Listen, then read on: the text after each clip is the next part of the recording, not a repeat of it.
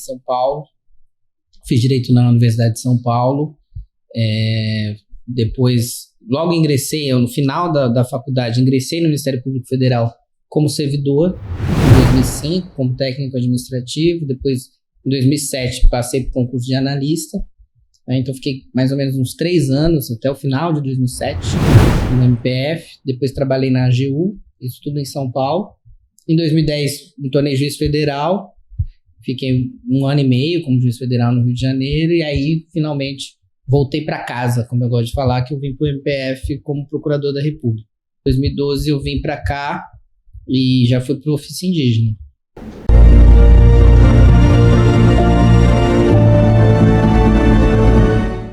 Nesse começo, eu lembro bem de ter alguma clareza sobre... aquela clareza de quem está chegando, assim, de quem acha que conhece, né? E, ao mesmo tempo, muito interesse em desafiar e entender como as coisas funcionavam, né? Já que eu vinha de tão longe e para que a minha atuação fosse efetiva, eu teria que realmente mergulhar e procurar conhecer as pessoas, as histórias, para poder ter um mínimo de identificação com o lugar. E o primeiro aspecto que você tem que fazer, e acho que a nossa carreira oferece, é conhecer as pessoas. Conhecer as pessoas, assim, conhecer as histórias das pessoas, né? Eu, em algum momento, eu quis ser jornalista, né? Quando eu estudava. E depois fiz direito e eu já refleti algumas vezes sobre isso. O que eu mais gosto em ser procurador da República? O que eu mais gosto é isso, conhecer as pessoas, criar vínculos com elas, lógico, com um sentido específico, que é interferir nessa realidade e provocar transformações, o que o jornalista também pode fazer. Mas eu acho que esse aspecto é fundamental para um bom trabalho nosso, principalmente na área da tutela coletiva e dos direitos humanos. A dificuldade seria maior no Amazonas porque os deslocamentos são muito difíceis, né? Então, assim, a necessidade de você entender a realidade que tá aí, né, que está posta, e ao mesmo tempo interferir nela. Isso você tendo que acelerar esses processos para poder dar respostas e garantir transformações, né? Então, a intensidade da minha vivência aqui no Amazonas tem um pouco a ver com isso, assim. Tipo, não se pode esperar o amanhã, é meio assim, né? Acho que tem um pouco com essa perspectiva de... tem muita coisa acontecendo, muita gente se omite, e o Ministério Público Federal muitas vezes é um ponto seguro para fazer esse enfrentamento.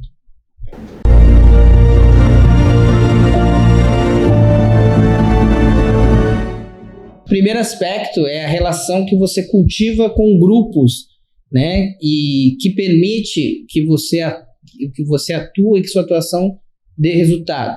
E tivemos várias atuações, e temos até hoje, né, atuações para enfrentar um cenário de violações, né, como a tentativa de implantação de empreendimentos na terra indígena Uaimiri-Atuari sem consulta, ou desconsiderando o passado de violações que esse grupo sofreu na ditadura, que já motivou também uma outra ação, violações concretas que foram identificadas, de violações, inclusive pelas Forças Armadas, né?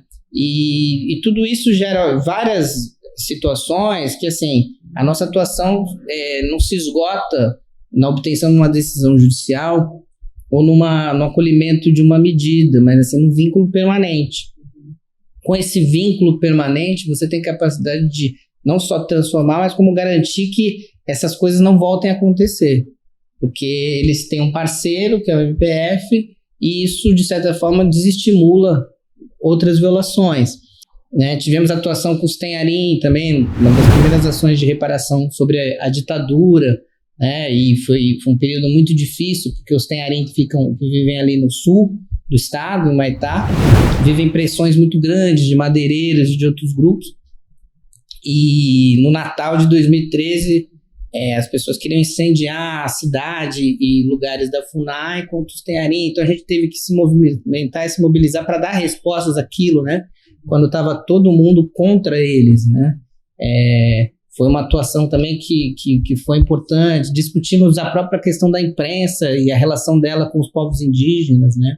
necessidade de um pluralismo da imprensa respeitar quando ela aborda uma questão, que ela dê espaço para que indígenas ou profissionais especializados em antropologia ou na temática indígena, que eles possam dar um contraponto, né, sem ter esse viés e uma ânsia censora, mas tentando garantir a pluralidade nos meios, né? Isso aí também foi uma briga nossa que nós conseguimos, por exemplo, que a Rede Amazonas observasse, né? Em outros casos, nesse caso do conflito dos Tenharim, nós processamos os pequenos portais que faziam essas discussões, né? Então a gente atacava em todas as frentes, né, mostrando que a temática indígena não é uma temática de interesse de poucos, ela interessa a todos, né?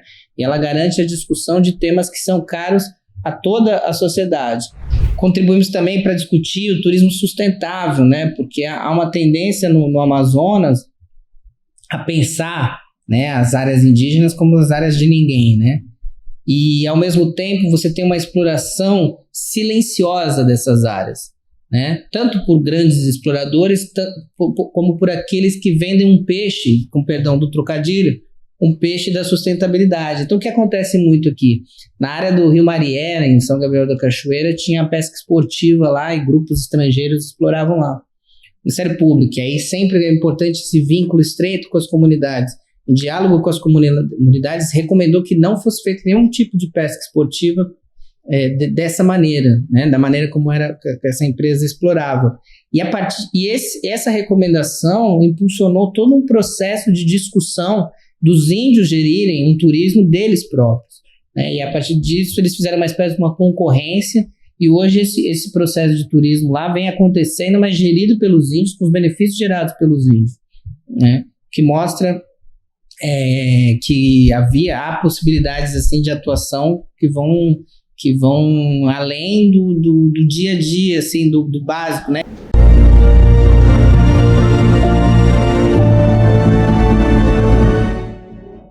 Tivemos atuações com comunidades tradicionais, né? Com comunidades tradicionais aqui na região do Puraquequara, na região do Jatuarana também, conflitos com as Forças Armadas, questões de regularização fundiária. Tivemos um grande debate que durou anos, assim, com a sociedade civil para garantir a regularização fundiária em reservas extrativistas, isso sem atuação judicial, mas só com diálogo nós conseguimos fazer isso. Pudemos atuar também na defesa das comunidades de religiões de matriz africana, interferindo no trabalho da própria polícia, no sentido de ter uma maior preparação em cursos de direitos humanos. Instituímos aqui a MPF em Movimento, né, que também foi um projeto interessante, pensando na região de Manaus, nas articulações aqui em Manaus. Tivemos um trabalho com os quilombos, né, o Amazonas era visto como um lugar em que não havia quilombolas, né, ele tinha a comunidade do Tambor, certificada, que fica no Parque Nacional do Jaú, e não havia... e se dizia que não tinha mais outros grupos, né? Hoje já são o Tambor, mais 5 ou 6 lá em Barreirinha, e mais o Barranco aqui em Manaus, né? Que isso transformou a vida desse grupo que está ali na Praça 14. A gente teve toda essa atuação da regularização fundiária dessas comunidades extrativistas, tivemos articulação em relação à extração da piaçava, né? Do trabalho escravo que ocorre ali na região do Alto Rio Negro. Não foi uma atuação só minha, né? Foi uma atuação articulada com colegas como o Galtieno, o Renan Calil, né? A Juliana Câmara. Nós fizemos tudo na articulação, mas a gente pôde, de certa forma, garantir a aproximação das instituições com aquelas comunidades. Isso só foi possível porque a gente já tinha esse vínculo, a gente tinha esse diálogo com aquelas populações indígenas e populações tradicionais.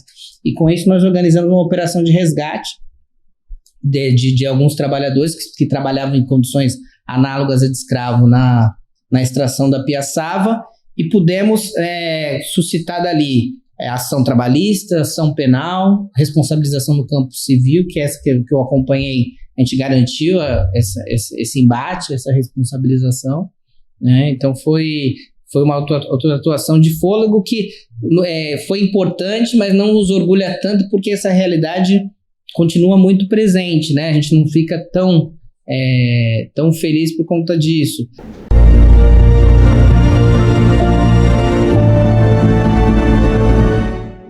O MPF na comunidade, ele surge, né, a partir de uma situação que acontece, que é reconhecida por todos os órgãos, que é a dificuldade de você estar presente, né? Então, muitos órgãos têm justiça itinerante, defensoria itinerante, tem esse tipo de coisa. Então, a gente já tinha percebido essa necessidade, mas a formulação do MPF na comunidade é um pouco mais singular, porque ela tem uma preocupação da criação desse vínculo com as comunidades, de uma relação permanente de troca, né?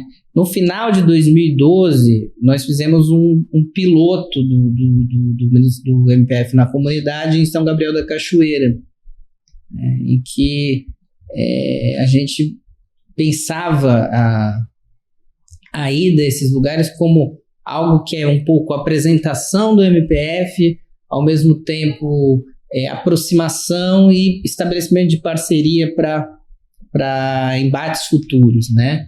Algo muito além da ideia de só ir a algum lugar, se deslocar a esse lugar para identificar demandas, né? Para identificar o que as pessoas querem. Mas a gente fazia isso também, mas com uma perspectiva mais ampla de o Ministério Público Federal, a partir do momento que pisar em várias localidades, que aquelas localidades fiquem efetivamente próximas dele, né? Então, mais do que uma visita que se esgotava ali. Tanto é que eu brincava muito que a ida nunca era gratificante, porque a gente saía cheio de bucha, cheio de coisas, assim. A gente não saía...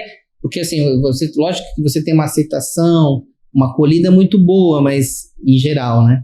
Mas você sair ali com milhares de coisas, com situações muito complicadas. A própria questão da extração da piaçava, os servidores são muito importantes no MPF, mas não é comum que concretamente isso seja reconhecido ou que ele realmente se sinta essa parte fundamental no MPF, né, como um ator relevante que induz situações. Então, no MPF na comunidade, você reduzia essas diferenças entre procuradores e servidores, você colocava a instituição de uma maneira muito mais coesa, olhando e pensando em impactos para o futuro, né? Pensando na forma de como as pessoas vão ver a instituição, né?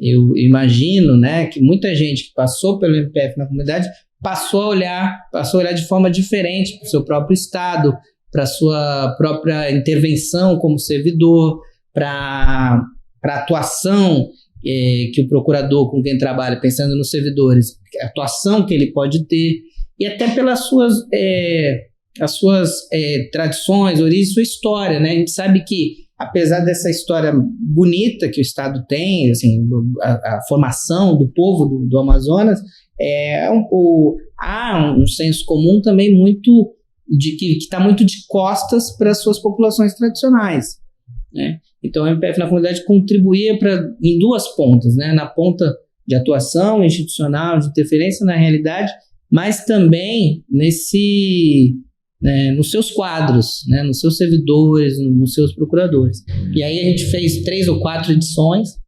e deixou engatilhada mais uma para poder fazer a coisa ter vida e ter resultado, né? Porque é muito difícil também na administração você fazer uma coisa sem resultado. E felizmente a gente teve muito resultado, né?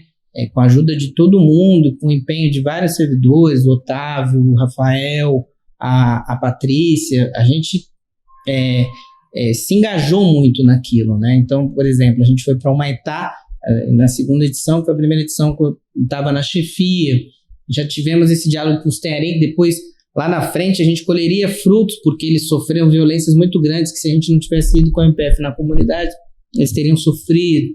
Fomos a Lábrea, né? E Lábrea, dependendo da época do ano, é um deslocamento super difícil. E também avançamos muito na questão da regularização fundiária que eu estava te dizendo, né? Fomos a Barcelos, né? A questão da piaçava. Ajudamos a preparar o terreno para a TFE, quando a TFE foi instalada, né? Então, assim, o MPF na comunidade, nesse período, a gente conseguiu botar ele na agenda. Então, isso foi uma grande vitória, porque a partir dali, ele só continuou. Eu fiquei depois na coordenação do projeto, a chefia que assumiu também continuou defendendo muito o projeto, e ele depois foi institucionalizado, né? Foi premiado, né, tanto na Associação de Procuradores como no CNMP, virou um projeto finalístico e tem vida própria, que também é uma grande vitória também, porque ele se despersonalizou, ele é algo do Amazonas, com as suas qualidades, com as suas imperfeições.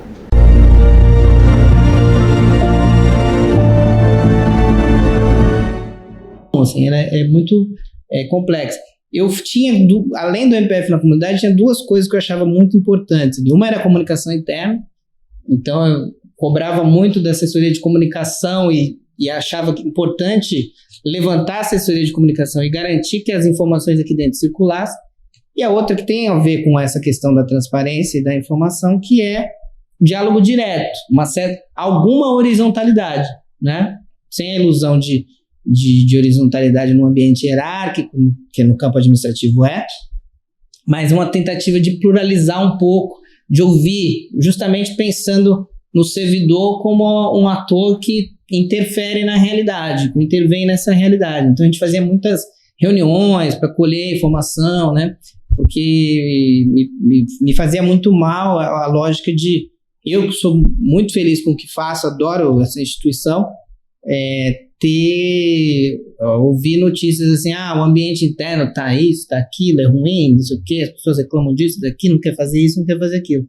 Além disso, a gente teve um embate, né, uma luta grande para acelerar o processo da instalação de TFE, né, da Procuradoria de TFE, que a gente chegou a localizar um imóvel no final da gestão e depois isso foi concluído na chefia que me sucedeu, né? Isso foi importante, né? A gente conseguiu mudar de grupo a Procuradoria, né? E isso foi uma grande vitória, né? Nós trouxemos o PGR veio aqui e a gente conseguiu mudar de grupo, que as Procuradorias são separadas em 4, 5 grupos, assim, e a PRM saltou de um grupo para o outro com implicações muito grandes na estrutura.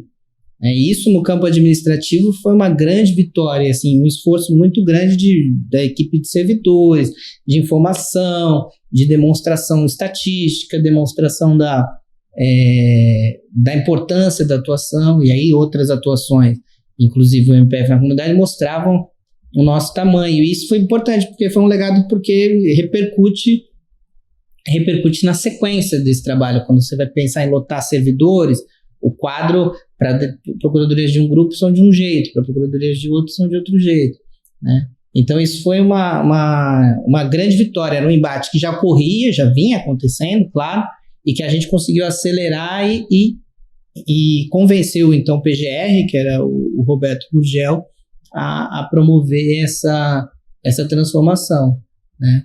E regulamentamos algumas questões, né? A gente procurou, dentro do possível, né, e dentro dessa lógica de transparência e informação, garantir, né, a perenidade das coisas, né? A gente regulamentou o MPF na comunidade, regulamentou o MPF em movimento, assim, foram 5 meses um pouco acelerados, assim, mas foram bem marcantes para mim.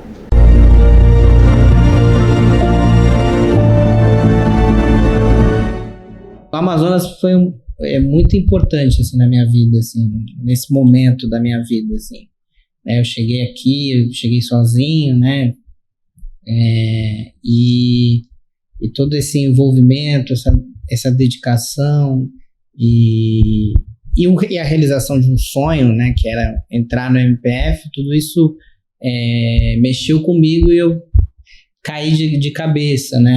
Eu estava dizendo, né, que o meu prazer de ser procurador da República é de conhecer pessoas, né?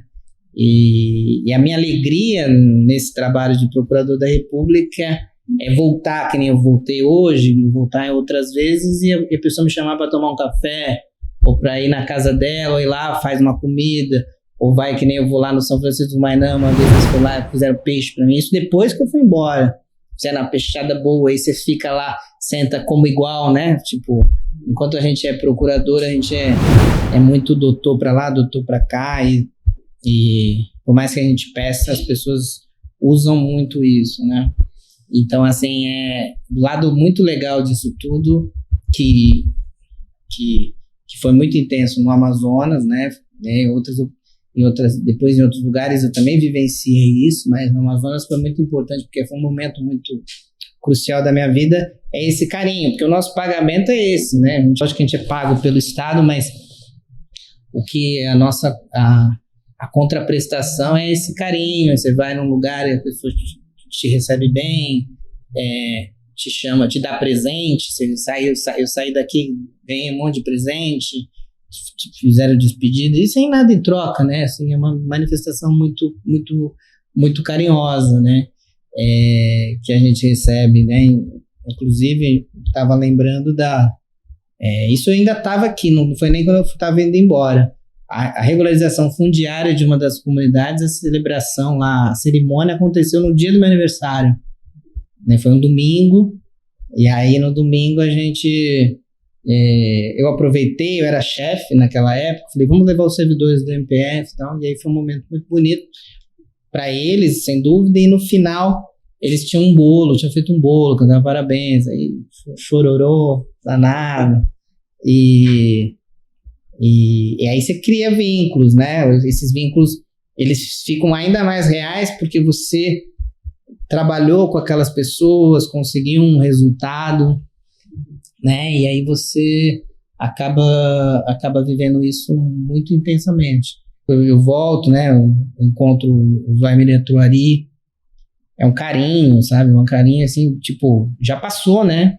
Não atuo mais, não trabalho, quer dizer, até atuo em alguns casos, os quilombolas lá da Praça 14, né, do Barranco, me ligando aqui, falando, não, a gente quer entregar para você a camisa do carnaval e tal, fala onde você tá que a gente vai te levar, sabe? E aí hoje com rede social, com a internet, esse contato é fácil, assim, né? Mas para mim é muito, muito gratificante, assim. O senhor podia ver isso, de voltar, por alguma razão alguém comentou isso. Eu falei, mas eu nunca saí, né? Porque é um pouco isso, assim, eu nunca saí, assim, eu já me meti aqui em muita coisa, obviamente me meti no bom sentido, né? Dialogando, interferindo, trabalhando em alguns casos com colegas e tal. Não saí, eu já vim aqui para cá várias vezes, né? Porque eu realmente gosto e acho que o mais importante é a gente conseguir perenizar essas transformações, né? Então, é por aí.